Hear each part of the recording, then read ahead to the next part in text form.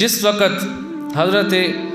ابو العالیہ رضی اللہ تعالیٰ عنہ آپ روایت کرتے ہیں، البدایہ والنہایہ میں ہے کہ جب ہم نے تستر قلعہ فتح کیا، یہ ایران کے ساتھ یہ تعلق رکھتا تھا، یہ قلعہ اور یہ علاقہ تستر، تو جب وہ شہر فتح ہوا، وہ علاقہ فتح ہوا، اس کے بعد یہ حضرت عمر بن خطاب رضی اللہ تعالیٰ عنہ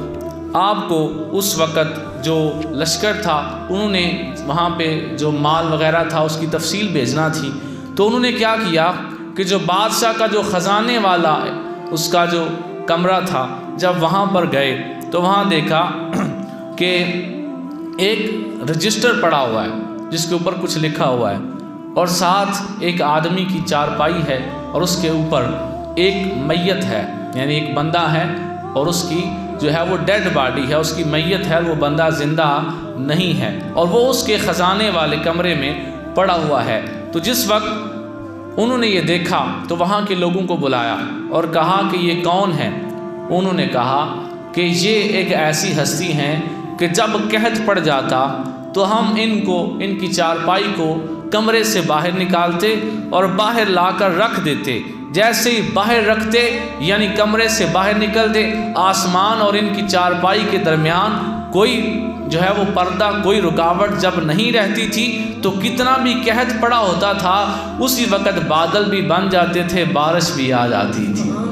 یعنی ان کی وجہ سے بارش نازل ہوتی تھی، اور ان کو 300 سال گزر چکے ہیں، 300 سال۔ اور آپ نے جب صحابہ نے جب وہ میت دیکھی تو میت بالکل تازہ، اس کی رگیں بالکل ویسے کی ویسی، اس کی آنکھیں سلامت ہیں، اس کی بال تک ہر چیز سلامت ہے۔ حضرت عمر بن خطاب رضی اللہ تعالیٰ عنہ کو انہوں نے وہ رجسٹر بھیجا اور وہ میت حضرت عمر بن خطاب رضی اللہ تعالیٰ عنہ کو بھیجی کہ یہ جو میت تھی یہ حضرت دانیال علیہ السلام تھی، حضرت دانیال علیہ السلام اللہ کے نبی گزرے ہیں۔ تو یہ البدایہ والنہایہ میں ہے کہ پھر پتہ چلا کہ حضرت ابو موسیٰ اشعری رضی اللہ تعالیٰ عنہ نے جب وہ تابوت بھیجا حضرت عمر بن خطاب رضی اللہ تعالیٰ عنہ کو، تو انہوں نے جس وقت اس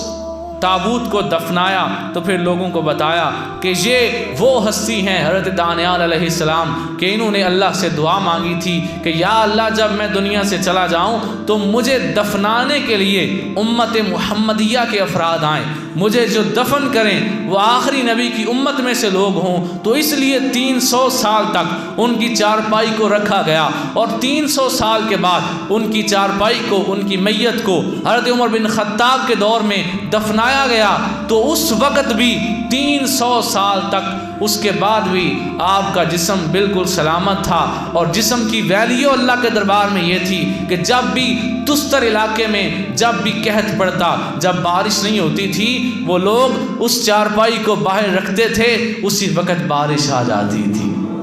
یہ اللہ کے انبیاء کی حیات ہے، یہ اللہ کے نبیوں کی زندگی ہے کہ دنیا سے چلے جانے کے بعد بھی 300 سال تک جو ہے وہ ان کے جسموں کو کچھ نہیں ہوتا، اور یہ تو انبیاء کی شان ہے۔ شاعر نے کمال کر دیا، وہ کہتا ہے زمین میلی نہیں ہوتی، زمن میلا نہیں ہوتا، محمد کے غلاموں کا کفن میلا نہیں ہوتا۔